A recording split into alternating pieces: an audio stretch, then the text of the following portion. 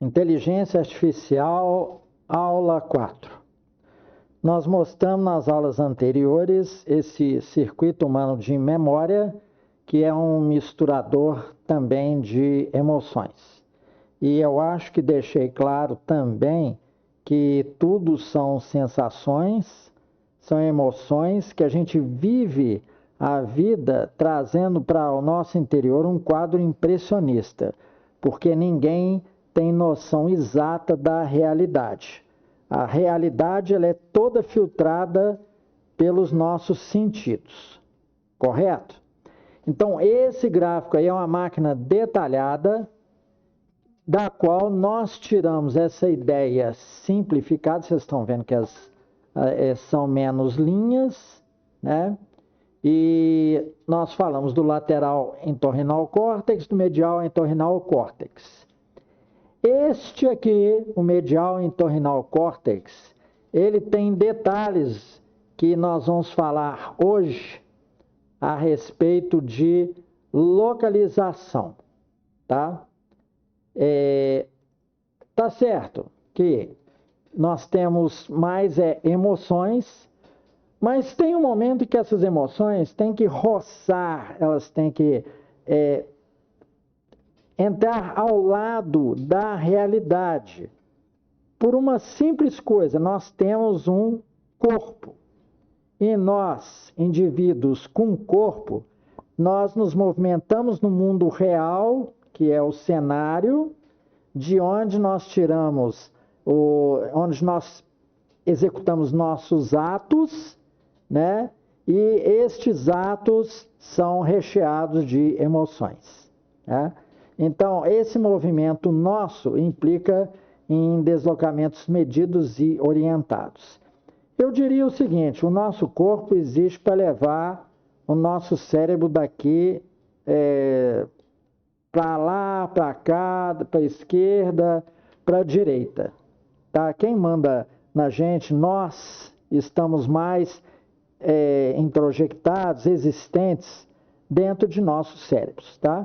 Então, nós temos 3 tipos de células no medial entorrinal córtex, e estas células mandam seus sinais ali para aquele órgãozinho, o hipocampo, para se misturar às informações, às outras sensações nossas. Então, nós temos as grid cells, traduzidas como células de grade, uma tradução feia, né?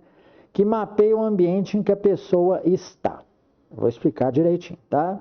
Nós temos as red cells, que detectam os movimentos da nossa cabeça. Para onde a gente vira os olhos, é que a ação vai ocorrer. Para onde a gente vira os nossos olhos, é onde a nossa atenção vai começar a agir, né? Vai começar a receber informação.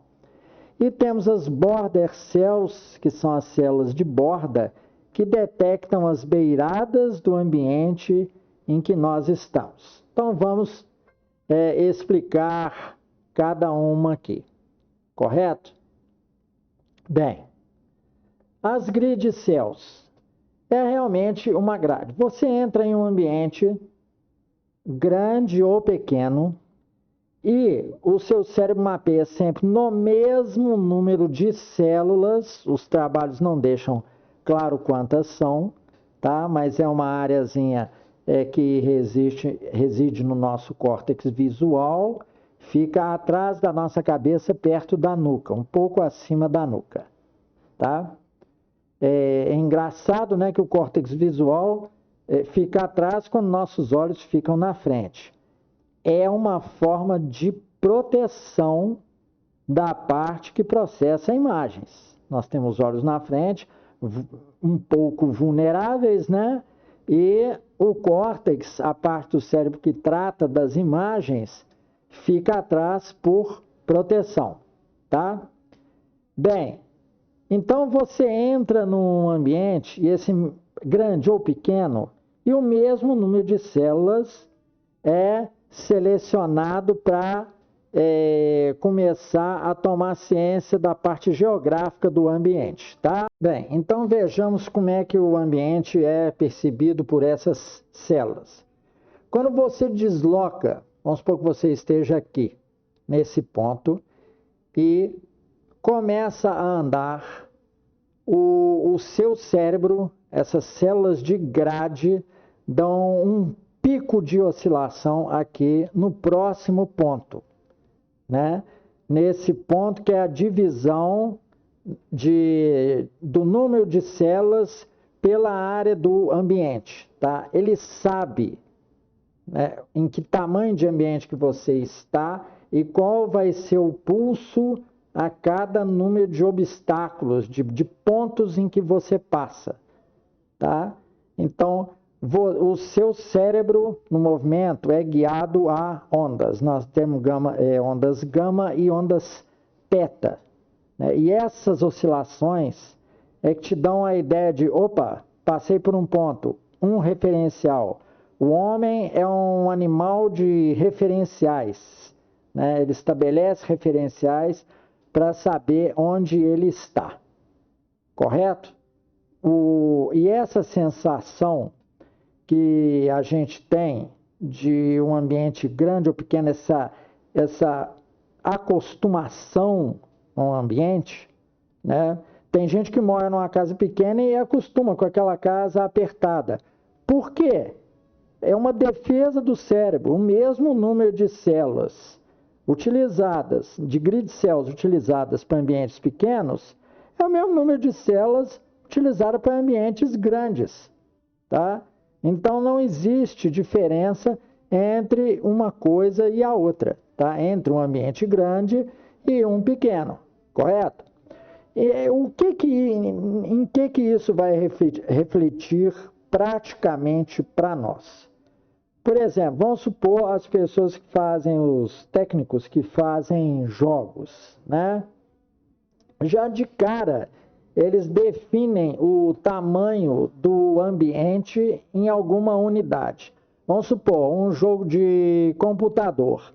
A tela tem 1.600 pixels de largura e 768 pixels de altura. Então, ele define a resolução do jogo por aí. Esse vai ser o universo dele.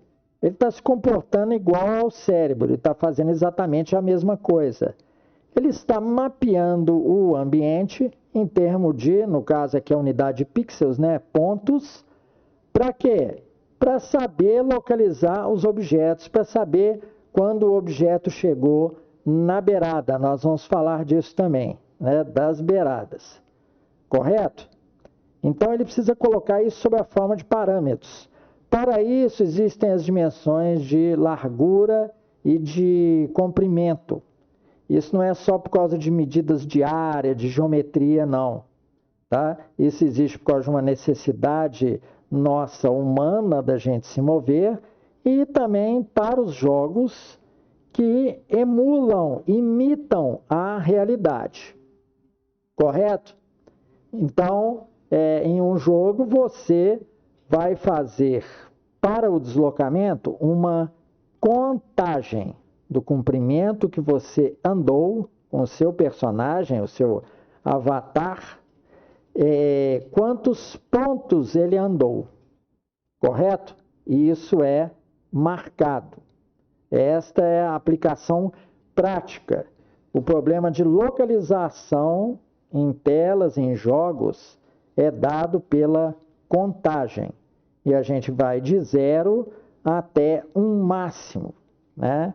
Esse máximo é até onde se pode chegar, é a borda. Nós vamos falar dela a seguir também, tá? Bem, então esse medial entorrinal córtex do qual nós falamos possui também border cells, as células que detectam as beiradas do ambiente, correto? Você anda nele, anda no ambiente, e essa região do cérebro marca os contornos das beiradas, o máximo que você pode ir. e se junta à sua visão. Vamos supor que você entre num salão, né? Anda esse salão, aí encontra com uma janela, seu cérebro vai marcando, memorizando esses pontos. Sempre com o mesmo número de células. Como eu falei, ambientes grandes e pequenos para o nosso cérebro são a mesma coisa. Porque nós não precisamos de medidas exatas para nos deslocar, tá? Nós precisamos só de máximos e mínimos, saber que chegou ao fim de um ambiente ou não, correto? Saber que a gente se deslocou tantos por cento do ambiente.